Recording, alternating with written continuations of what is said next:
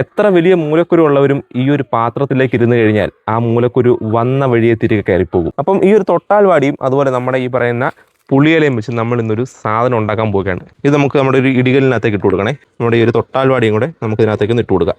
ഇതിൻ്റെ ഈ ഒരു നീരിറങ്ങാനും വേണ്ടിയിട്ട് നമുക്ക് ഒന്ന് ചതച്ച് കൊടുക്കാം. ഏകദേശം ഒരു 1.5 ഗ്ലാസോളം വെള്ളം ഞാൻ വെച്ച് തിളപ്പിക്കുന്നുണ്ട്. നല്ലപോലെ തിളച്ച് വന്നിട്ടുണ്ട്.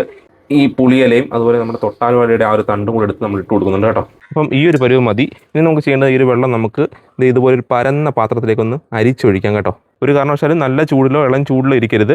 വളരെ നേർത്തൊരു ചൂട് കേട്ടോ. നമ്മുടെ കൈ വെച്ചാലോ അല്ലെങ്കിൽ എന്തും നമ്മുടെ ശരീരം കൊണ്ടുകഴിഞ്ഞാൽ പൊള്ളാത്ത രീതിയിലുള്ള ചൂടുള്ളെങ്കിൽ മാത്രമേ ഇതെടുക്കാവൂ.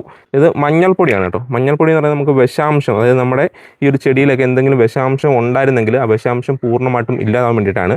അപ്പോൾ ഒരു നുള്ള് മഞ്ഞപ്പൊടി നമ്മൾ ഇതിനകത്തേക്ക് ചേർക്കുന്നുണ്ട് കേട്ടോ. ഇപ്പോൾ മൂലക്കുരുള്ളവർ നമ്മൾ ഈ ഒരു വെള്ളത്തിനകത്തേക്ക് ഇരിക്കണം. അതായത് രാവിലെയോ വൈകിട്ടോ നിങ്ങളുടെ സമയം പോലെ ഒരു 10 മിനിറ്റ് നമ്മുടെ ഈ ഒരു വെള്ളത്തിനകത്തേക്ക് ഇരുന്ന് കഴിഞ്ഞാൽ നിങ്ങളുടെ എത്ര വലിയ മൂലക്കുരുവും അതൊരു ഒരാഴ്ച കൊണ്ട് തന്നെ നമുക്ക് നല്ല കുറവ് സംഭവിക്കുകയും അത് പൂർണ്ണമായിട്ടും മാറുകയും ചെയ്യും. അപ്പം ശ്രദ്ധിക്കേണ്ട കാര്യം എന്ന് പറയുന്നത് നമ്മൾ വളരെ നല്ല നേർത്ത ചൂടേ ഉണ്ടാവാൻ പാടുള്ളൂ.